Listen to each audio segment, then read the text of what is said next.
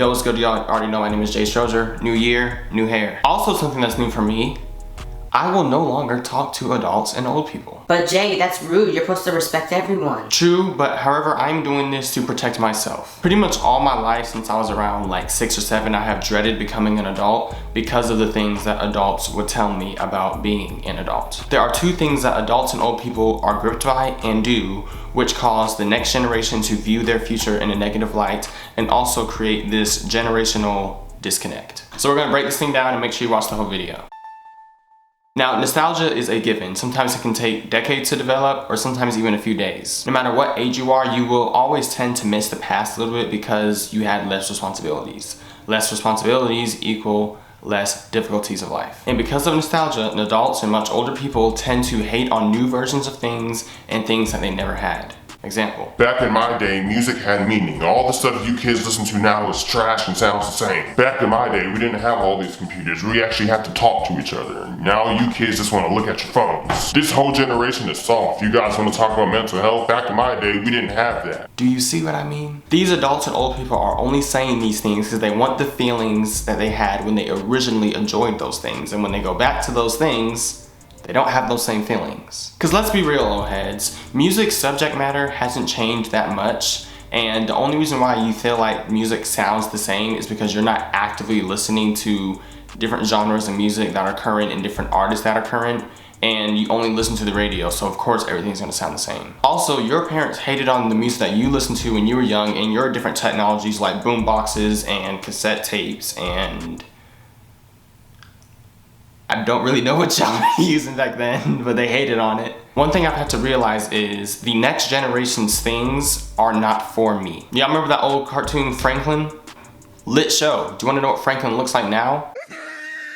Now when I first saw that, I was like, oh my gosh, this is stupid. Why did they make Franklin look like that? But then I was like, wait a minute. I'm not a 7-year-old.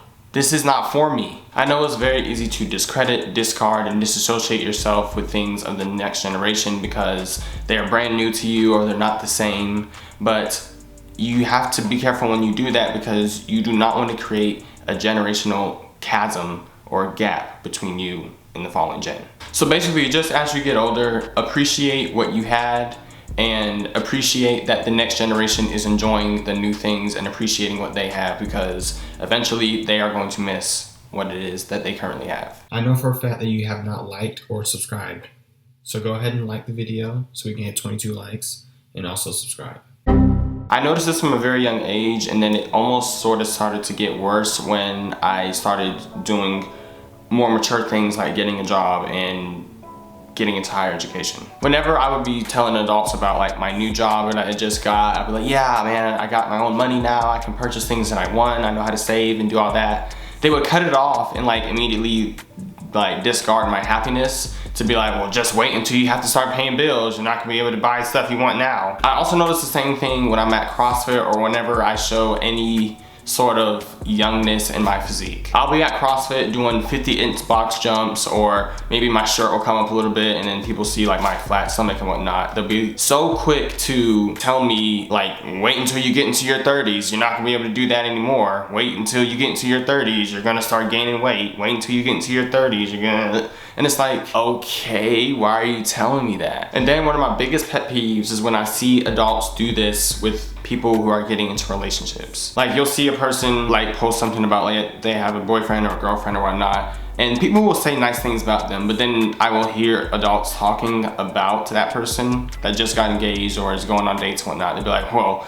they love him now. Wait until you get married. They're gonna start getting on your nerves. Wait until that honeymoon stage is over. You're gonna be sick of them. Why are you telling a person that? If a person is happy with what they are doing, why are you so quick to tell them the negative that can come of it? And I think the ultimate reason why people do this thing is because of regret. People oftentimes regret that they did not take care of their body well enough so that now that they are in their 30s and 40s, their body has kind of deteriorated faster than it should have. You were eating terribly in college and drinking every night. Now you got this beer belly. Or you were sleeping around and being very promiscuous when you were younger, and then you probably got in a relationship with someone who probably wasn't the best individual, and then when you finally did get married and you realize, I'm actually living with this person, you probably have some regrets, and you're projecting those negative thoughts and negative experiences onto someone else who might be perfectly fine in their relationship. And I noticed that because the older people are doing this, it's getting perpetuated to younger generations. I feel like people don't know how to communicate very well, so they only know how to speak of the negative things that are going on in their life when they can speak of the positive things. So one thing I always try to do is whenever there's younger kids that ask me about working or driving, I always try to tell them the positive of it. Like example, I'm going back to school, and even when I was in college, little kids would ask me about it. And instead of being like, oh, it's so hard, and being all negative Nancy about it, like other college students had did to me when I was younger, I tried to tell them the positive things of it. Yes, we know that the negative times are going to be difficult and there's negative in any situation, but when you see a person starting to enter that, don't talk to them about the negative aspects of it. Talk to them about how it can be a challenge, because challenges are not bad.